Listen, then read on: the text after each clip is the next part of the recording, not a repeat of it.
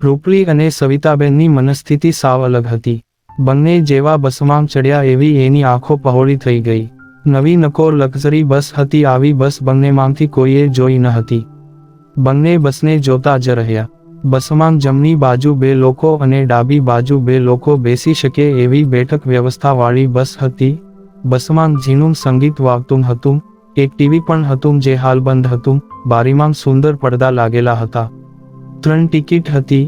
2 ticket એક જ બાજુની સીટમાં પાસે હતી અને એક ટિકિટ આગળની હરોળમાં બારી બાજુ હતી.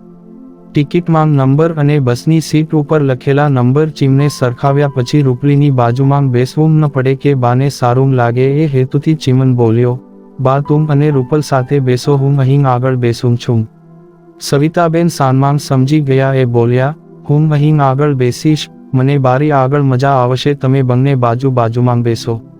સાસુની વાત સાંભળી રૂપલીએ પતિ સામે જોયું. પતિ કંઈ બોલ્યો નહીં એટલે એ 2 બેઠકમાંથી બારીવાળી બેઠકમાં બેઠી. બાજુમાં ચીમન બેઠો. એક તો નવી લક્ઝરી બસ હતી અને આવી બસમાં બેસવાનો રોમાંચ, એમાં પાછો કોઈ પુરુષની સાથે બેસીને મુસાફરી કરવાનો રૂપલીનો આ પહેલો અનુભવ હતો. રૂપલી રોમાંચિત થઈ ગઈ. ચીમન જ્યારે રૂપલીની બાજુમાં બેઠો ત્યારે ચીમનના હાથનો સ્પર્શ રૂપલીના હાથને થયો. આ રૂપલીનો ચીમન સાથેનો પહેલો સ્પર્શ હતો. આ સ્પર્શ સાથે જ રૂપલીના રૂંવાડા ઊભા થઈ ગયા. રૂપલીનું લોહી ગરમ થઈ ગયું. રૂપલીની છાતી ધક ધક થવા લાગી. ચીમનને પણ રૂપલીની ગરમાહટ મહેસૂસ થઈ. એણે એનો હાથ તરત પાછો લઈ લીધો.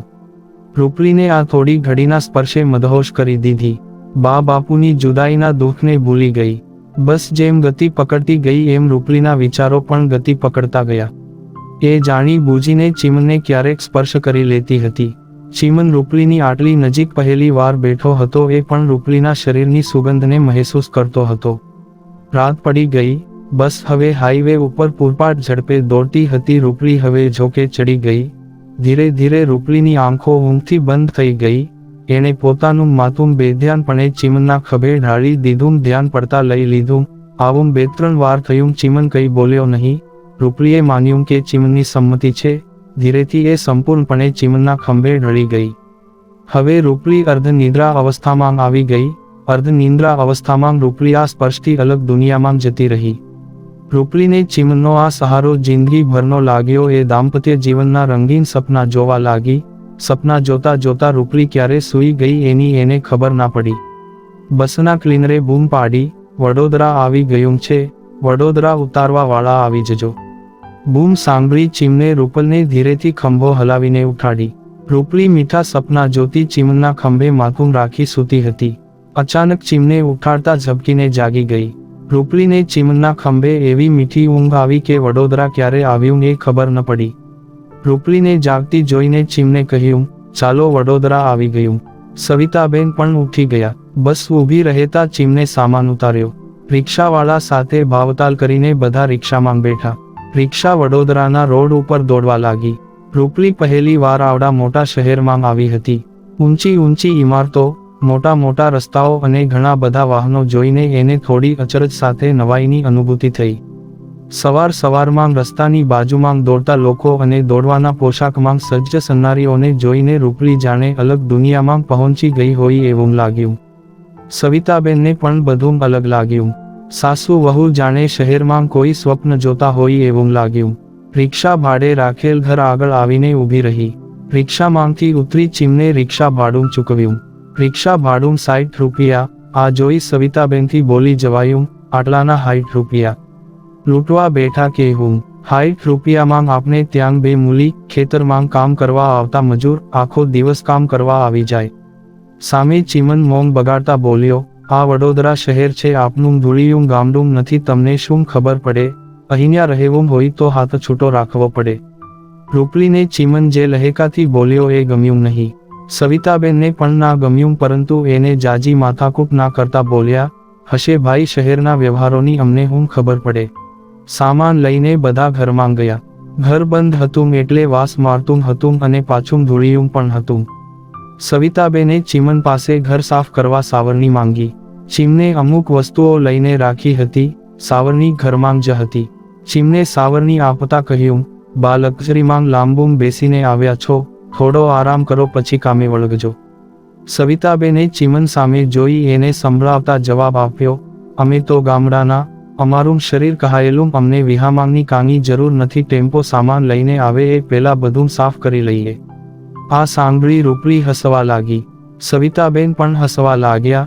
એ હસતા હસતા બોલ્યા, રૂપલ તું ઝાપટિયું, ધૂળ ઝાપટવા માટેનું કપડું લે, બધું ઝાપટવા લાગ. હું પાછળ સાવરણી ફેરવી લઉં અને આ સાહેબને કે તારે વિહામો કરવો હોય તો કરે, પરંતુ આ ગામડાના લોકોને સવારની ચાની તલપ લાગી છે એનું કંઈક કરે.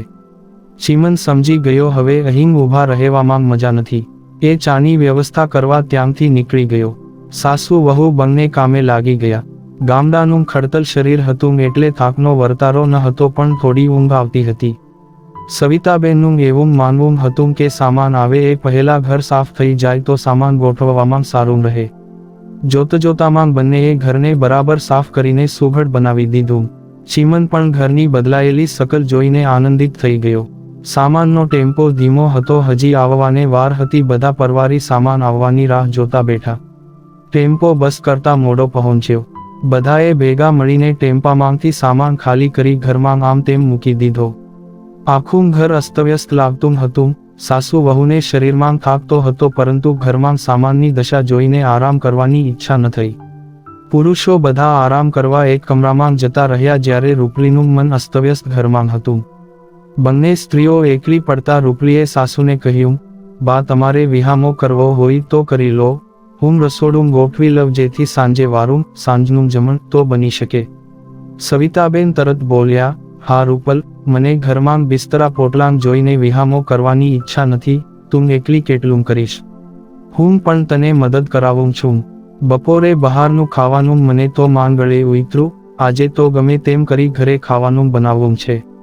આટલું કહેતા બંને સ્ત્રીઓ થાકનો પરવા કર્યા વિના સાડીનો ખોળો વાળી કામે લાગી ગઈ. જોત જોતામાં બંનેએ રસોડું ગોઠવી લીધું. કામ પૂરું કરી બંને એકબીજા સામે જોઈ મરક મરક હસવા લાગી. સાંજે ટેમ્પો પાછો ગામ જવાનો થયો.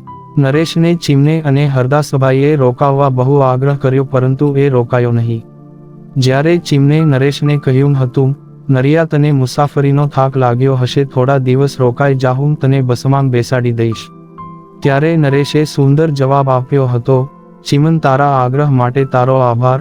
અમે તો રહ્યા ગામથી જીવ, અમને જલ્દી થાકોડો ન લાગે, અને જે ભાઈબંધ હારે મોટા થયા હોય એની ઘર ગ્રહસ્થી વહાવવામાં મદદ ના કરું તો મારી ભાઈબંધી લજવાય. ચીમન આ સાંભળી ગળગળો થઈ ગયો. રૂપલીએ પણ આગ્રહ કરેલો, નરેશભાઈ આટલે સુધી આવ્યા છો તો રોકાઈ જાવ. ત્યારે નરેશે જવાબ આપેલો, ના ભાભી, તમને અટાણે ઘર સમૂનમૂન કરવા બહુ કામ છે. હું રોકાઈશ તો એમાં મને સાચવવા વધારો થશે. તમે આયા ગોઠવાઈ જાવ, પછી આરામથી આવીશ. આ ચર્ચા પછી કોઈએ વધુ આગ્રહ કર્યો નહીં. નરેશ અને ટેમ્પો આ રીતે પાછા ગામ જવા નીકળ્યા. સામાન હજુ અસ્તવ્યસ્ત પડેલો હતો, પરંતુ રાતે રૂપલીએ પોતાનો કમરો અને સાસુ સસરાને સૂવાની વ્યવસ્થા કરી દીધી. રૂપલી અને ચીમનની વડોદરાના આ ઘરમાં પહેલી રાત હતી. આ કોઈ ચીમનનું ગામ ન હતું કે ભાઈબંધો સાથે બેસીને મોડે સુધી ગપ્પા મારી શકાય. આજે એણે રૂપલી સાથે જલ્દી કમરામાં જવું પડ્યું. રૂપલી પહેલેથી જ કમરામાં હતી, એ કપડાં ગોઠવતી હતી. ચીમન અંદર પ્રવેશ્યો એની એને ખબર ન પડી. ચીમન રૂપલીને બોલાવી ના શક્યો, પરંતુ રૂપલી પોતાના આગમનની નોંધ લે એટલા માટે એણે ખોંખારો ખાધો. ખખખો. ખોખારાના અવાજથી રૂપલીનું ધ્યાન ચીમન તરફ ગયું. રૂપલીને થોડી મજાક કરવાની ઈચ્છા થઈ. ચીમન બાજુ નજર ફેરવી રૂપલી બોલી, બાબાની જેમ કેમ ખોંખારો ખાવ છો? હવે તો લાજનો રિવાજ પણ આપણી જ્ઞાતિમાંથી વયો જવામાં છે. પોતે ભોંઠો પડતો હોય એવું ચીમને લાગ્યું. એણે રૂપલીને કોઈ પ્રતિભાવ આપ્યો નહીં. રૂપલી ફરી કામે લાગી ગઈ. થોડીવાર થઈ ત્યાં ચીમન અકળાઈ ગયો. એક અમને બોલ્યો, તારું આ ક્યાં સુધી ચાલશે? ચીમને એવું ના કહ્યું કે તારે આરામ નથી કરવો. રૂપલીને થોડું ખટક્યું. એણે મનમાં વિચાર્યું, આ તો હવે રોજનું થયું, મારે આનાથી ટેવાવું પડશે. રૂપલીએ વિચારીને જવાબ આપ્યો, થોડા લુગડા છે, પતી જશે, પણ જો તમે તમારો થોડો હાથ આપો તો જલ્દી પતે. ચીમનને મદદ કરવાની ઈચ્છા ન હતી, છતાં કોણ જાણે કેમ તૈયાર થઈ ગયો. ચીમન બોલ્યો, બોલ શું કરું? રૂપલી એના મનને ધીરે ધીરે તૈયાર કરી રહી હતી. ચીમન ગમે તે બોલે કે ગમે તેવું વર્તન કરે, પોતે સહી લેવું અને ચીમનને પોતાના તરફ ઢાળવા, એની સાથે હળવા મને રહેવું. ચીમન તરફથી બોલ શું કરું? સાંભળીને રૂપલી ચીમન બાજુ જોયા વગર બોલી, આ થોડા લુગડા આપશો. રૂપલી કબાટ આગળ થોડી દૂર ઊભી કબાટમાં ગોઠવણ કરતી હતી અને કપડાં પલંગ ઉપર હતા. જેવું રૂપલીએ કપડાં આપવાનું કહ્યું એવું ચીમને કપડાંની એક થપ્પી ઉપાડી અને બોલ્યો, લુગડા નહીં કપડાં કહેવાય. રૂપલી કંઈ બોલી નહીં, ફક્ત હસી. પલંગ ઉપર કપડાંની ઘણી થપ્પીઓ પડી હતી, એમાં રૂપલીના વસ્ત્રોની થપ્પી હતી. રૂપલીને ખ્યાલ ન હતો કે આટલા કપડાંમાંથી એ જ થપ્પી એ ઉપાડશે. ચીમનનો હાથ જેવો રૂપલીના અંતઃવસ્ત્રોને સ્પર્શ્યો, ચીમને કંઈક અલગ અનુભૂતિ થઈ. આ એનો પહેલો અનુભવ હતો, કોઈ સ્ત્રીના કપડાં આ રીતે ઊંચક્યા હોય. એના અહમને થયું કે પાછા મૂકી દઉં. ફરી પાછો વિચાર આવ્યો, પાછા મૂકીશ તો એ શું વિચારશે? આવી ગડમથલમાં એ રૂપલી તરફ ગયો અને કહ્યું, લે. રૂપલીએ ચીમન તરફ જોયા વિના હાથ લાંબો કરીને કપડાં માગ્યા. ચીમને રૂપલીના હાથમાં કપડાંની થપ્પી મૂકી. આ ક્રિયામાં ચીમનના આંગળાનો સ્પર્શ રૂપલીને થયો. રૂપલીએ નજર ફેરવી ચીમન બાજુ કરી. ચીમન બાજુ નજર કરતા રૂપલીની નજર એના અંતઃવસ્ત્રો તરફ ગઈ. એના હાથ શરમથી ધ્રુજી ગયા. હાથનું સંતોલન રહ્યું નહીં, કપડાં નીચે પડી વેર વિખેર થઈ ગયા. ચીમન વાંકો વળી જેવો કપડાં લેવા ગયો કે તરત રૂપલી નીચે બેસી ગઈ અને કપડાં ભેગા કરતી શરમાતા બોલી, હું લઈ લઈશ, તમે આરામ કરો. ચીમનની હાલત પણ કંઈક એવી જ હતી. એ તરત પલંગ તરફ ગયો. રૂપલીએ બધા જ કપડાં ભેગા કરી કબાટમાં એમ જ મૂક્યા. બંને શરમમાં હતા, જેથી થોડી વાર કોઈ બોલ્યા નહીં. થોડી વાર પછી ચીમને મૌન તોડતા કહ્યું, તારે કેટલી વાર છે? મારે મોડું થાય છે, કાલે મારે સવારમાં ઓફિસે જવાનું છે. પતિનું ઓફિસે જવાનું સાંભળી રૂપલીના હાથ કામ કરતા અટકી ગયા. એ બોલી, મને માફ કરજો, મને માલુમ ન હતું. તમે મને પહેલા કીધું હોત તો હું આ ન કરત. રૂપલી આટલું બોલી પલંગ પર પડેલા બધા કપડાં નીચે મૂકીને પતિ માટે સુવાની જગ્યા કરી આપી. કપડાં નીચે મૂકી રૂપલી મનમાં મૂંઝાવા લાગી. સવારમાં રૂપલી મૂંઝવણ સાથે વહેલી ઉઠી. આજે નવા ઘરમાં એની પહેલી સવાર હતી અને એ પણ મૂંઝવણ ભરી. આજે એનો પતિ પહેલી વાર પોતાની હાજરીમાં ઓફિસે જતો હતો. પોતે બાપુનું ભાત લઈને ખેતરે ઘણી વખત ગઈ હતી, પરંતુ આ ક્યાં ખેતર હતું, આ તો ઓફિસની વાત હતી. એની મૂંઝવણ માટે એક જ રસ્તો હતો, એ હતા સવિતાબેન, એના સાસુ. રૂપલી સાસુ પાસે ગઈ. સવિતાબેન ભાગ્યવશ એકલા હતા.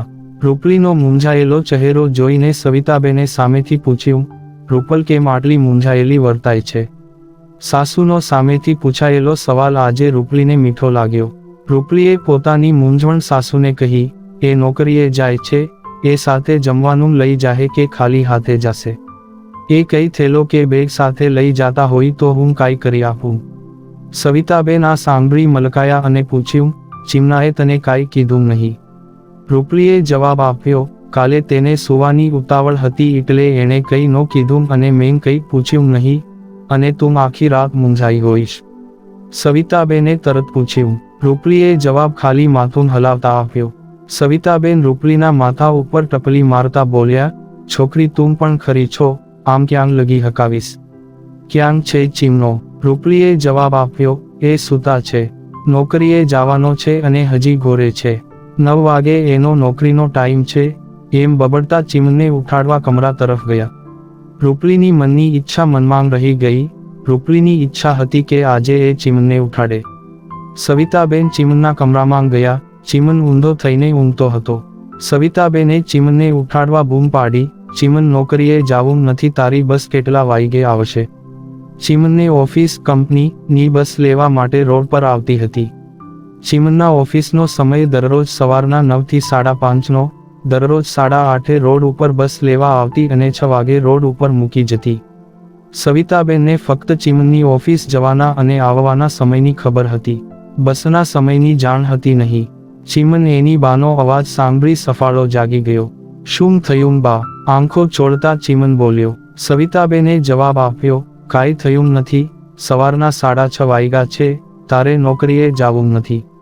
અરે બા, મારી બસ 8:30 વાગે આવે છે, હજુ 6:30 જ થયા છે, થોડી વાર સુવા દે. એમ કહેતા ચીમને આંખો બંધ કરી દીધી. ફરી સવિતાબેન ચીમને હલાવીને બોલ્યા, તારે ઘોરવું હોય તો ઘોર, પણ આ છોકરી મૂંઝાય છે. રૂપલી સવિતાબેનની પાછળ જ ઊભી હતી. સવિતાબેને એની બાજુ ઈશારો કર્યો. ચીમને એક તો થાક હતો અને બીજી બાજુ ઊંઘ આવતી હતી.